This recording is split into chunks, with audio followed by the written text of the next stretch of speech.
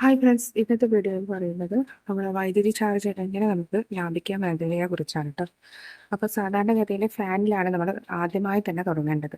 അപ്പോൾ ഫാന് പ്രത്യേകിച്ച് നമ്മൾ ഇടയ്ക്കിടെ ഇതുപോലെ ഫാന് ഓഫ് ചെയ്ത് ഓൺ ആക്കുന്നത് കറണ്ട് ചാർജ് കൂട്ടുന്നതാണ്. അതുപോലെ തന്നെ കൂടുതൽ സ്പീഡ് ഉപയോഗിക്കുമ്പോൾ കറണ്ട് ചാർജ് കുറയും എന്നാണ് പറയുന്നത്.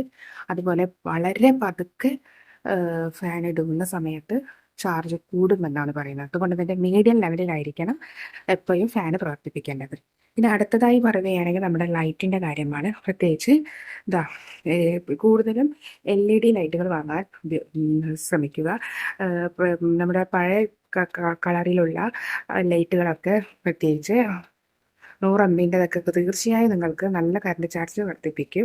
അതുപോലെ തന്നെ ട്യൂബാണ് ഏറ്റവും നല്ല ട്യൂബോ CFL വാങ്ങാൻ ശ്രമിക്കുന്നതായിരിക്കും ഏറ്റവും നല്ലത്. പിന്നെ അടുത്തതായി പറയുന്നത് നമ്മുടെ അയൺ ബോക്സ് ആണ്. അയൺ ബോക്സ് എപ്പോഴും ഈ സ്പീഡിൽ നിലനിർത്താൻ ശ്രമിക്കുക. കൂടുതൽ സ്പീഡും പാടില്ല, അതുപോലെ തന്നെ ഒന്നിലും പാടില്ല. ഇങ്ങനെ ശ്രദ്ധിക്കുക. ഒരുമിച്ച് അയൺ ചെയ്യാൻ ശ്രദ്ധിക്കണം. പ്രത്യേകിച്ച് രാത്രിയിൽ അയൺ ചെയ്യാൻ പാടില്ല, പകൽ തന്നെ ഒരുമിച്ച് അയൺ ചെയ്തിരിക്കുക. ഇടയ്ക്കിടെ അയൺ ചെയ്യുന്നത് തീർച്ചയായും കറണ്ട് ചാർജ് കൂട്ടുന്നതാണ്. അടുത്ത ടിപ്പ് പറയുന്നത് സാധാരണ ചാർജർ ഉപയോഗിക്കുന്ന സമയത്ത് പലരും മൊബൈലിൽ നിന്ന് ചാർജ് ഊരി കഴിഞ്ഞിട്ടുണ്ടെങ്കിൽ സ്വിച്ച് ഓഫ് ആക്കാൻ മറക്കാറുണ്ട്. അപ്പോൾ അങ്ങനെ സ്വിച്ച് ഓഫ് ആക്കാതിരിക്കുന്ന സമയത്ത് തീർച്ചയായും കറണ്ടാണ് വേസ്റ്റ് ആവുന്നത്. അപ്പോൾ തീർച്ചയായും ഉടനെ തന്നെ നമ്മൾ മൊബൈൽ ഓഫ് ആക്കിയതിന് ശേഷം എടുത്തതിന് ശേഷം തീർച്ചയായും ഇത് സ്വിച്ച് ഓഫ് ചെയ്യാൻ ശ്രദ്ധിക്കുക. ഇതും കറണ്ട് വെറുതെ കളയുന്ന ഒരു സംഭവം തന്നെയാണ്. അടുത്തതെന്ന് പറയുന്നത്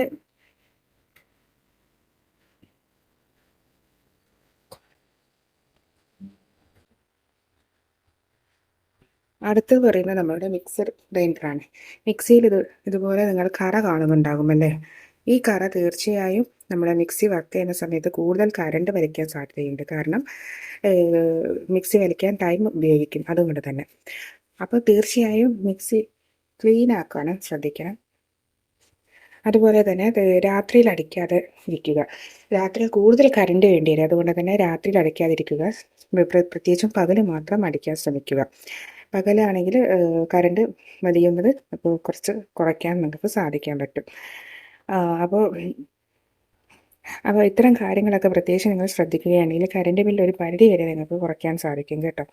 അപ്പോൾ ഇത് എല്ലാവരും ശ്രദ്ധിക്കുക. ഫാനായാലും അയൺ ബോക്സ് ആയാലും ഒക്കെ തീർച്ചയായും അയൺ ബോക്സ് ആയാലൊക്കെ വേഗം, അതായത് രാത്രിയിലേക്ക് വെക്കാതെ പെട്ടെന്ന് തന്നെ രാവിലെ തന്നെ ഒരുമിച്ച് അയൺ ചെയ്യാനും അതുപോലെ മിക്സിയൊക്കെ പകൽ തന്നെ അടിക്കാനും ശ്രദ്ധിക്കുക.